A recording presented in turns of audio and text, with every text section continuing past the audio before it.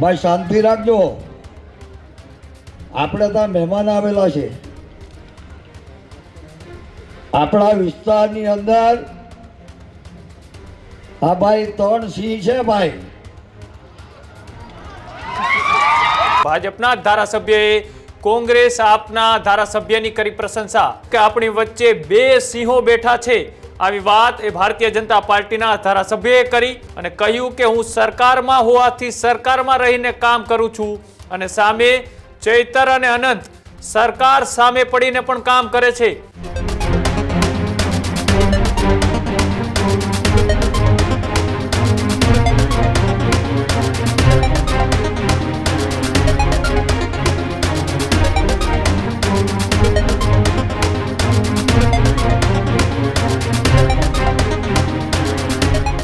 કે લાંબા સમય થયા એ કોંગ્રેસ અને આમ આદમી પાર્ટીના 2 આદિવાસી નેતાઓ એ ખૂબ ચર્ચાઓમાં રહેતા હોય છે અને સામે પક્ષે બંને એકબીજા ઉપર પ્રહારો પણ કરતા જોવા મળતા હોય છે. બંને પાર્ટી એકબીજા ઉપર પ્રહાર કરતી હોય છે. તેની વચ્ચે હવે ફરીથી એક મોટા સમાચાર. ભાજપના ધારાસભ્યએ કોંગ્રેસ આપના ધારાસભ્યની કરી પ્રશંસા. ચૈતર વસાવા અને અનંત પટેલના કર્યા વખાણ. સુરત મહુવા ભાજપના ધારાસભ્ય મોહન ડોડિયા કે જેઓ એક નિવેદન આપ્યું અને કહ્યું કે આપણી વચ્ચે 2 સિંહો બેઠા છે. આવી વાત એ ભારતીય જનતા પાર્ટીના ધારાસભ્યએ કરી.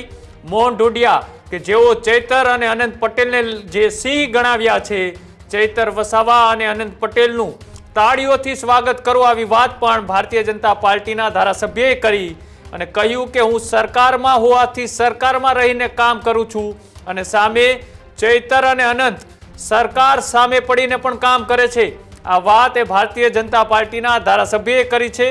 જ્યાં જરૂર પડે ત્યાં સમાજ માટે વ્યવસ્થા ઊભી કરીએ છીએ. આવી વાત પણ જે ભારતીય જનતા પાર્ટીના સુરત મહુવા વિધાનસભાના ધારાસભ્ય એ ડોડિયા છે, મોહન ડોડિયા, તેમના દ્વારા કરવામાં આવી છે.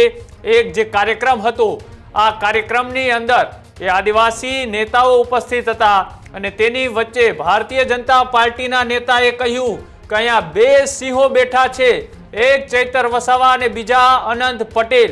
આ નિવેદન અત્યારે ખૂબ ચર્ચાઓમાં છે. ભારતીય જનતા પાર્ટીએ 2 વિરોધી પાર્ટીના નેતાઓના જે વખાણ કર્યા છે, આ નિવેદનમાં શું કહ્યું હતું ભારતીય જનતા પાર્ટીના ધારાસભ્યએ, આવો તે પણ જોઈએ. આપણે ત્યાં ભાઈ શાંતિ રાખજો.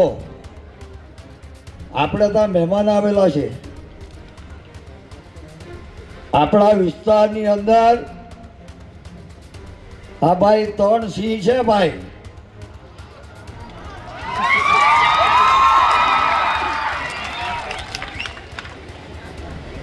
આ 3 સિંહ છે ને તમારી વચ્ચે આવેલા છે.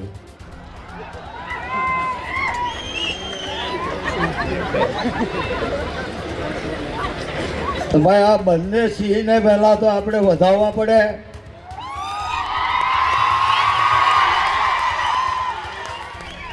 ભાઈ શ્રી ચેતરભાઈ અને આનંદભાઈને જોરદાર તાળીના ગણગણથી સન્માન કરો.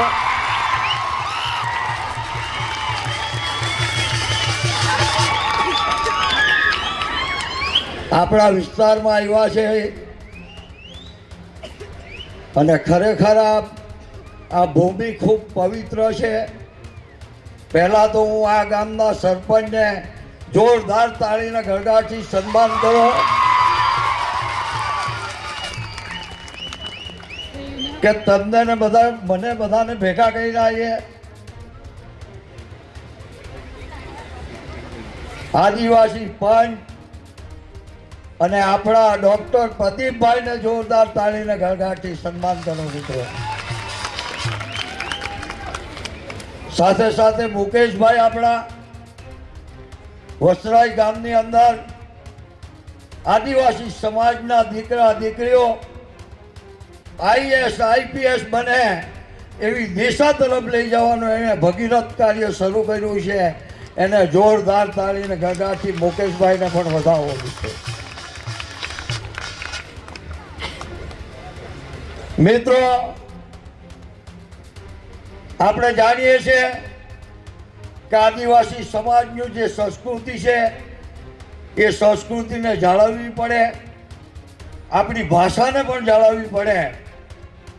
એ મહિના તો કુલાક પોહાથી વિહીરાઈ ગયેલા બધા બોલી હો ના ઓકે ધોળફી ભાષામાં બોલવા જોઈએ. સવારમાં ઉઠે પહેલાં અમે બધા ભણી ગણીને ગોવા કા કોઈ બારડોલિયામાં રહેવા નાહી ગયો, કોઈ હુડોદમાં નાહી ગયો. આપણી ભાષા એ ભાષા કોઈની ભૂલવી ના જોઈએ. સમાજની અંદર ભણી ગણીને આપણે કંઈક બન્યા, આપણો સંસ્કાર આપણે ભૂલી નહીં જઈએ એની આપણે સૌએ ચિંતા કરવી જોઈએ. આપણા માતા પિતા એ સમયમાં જે સંસ્કાર અને વિનય હતા, સંસ્કાર અને વિનય જે હતો એ વિનયને આપણે સદાને માટે ટકાવી રાખવો જોઈએ.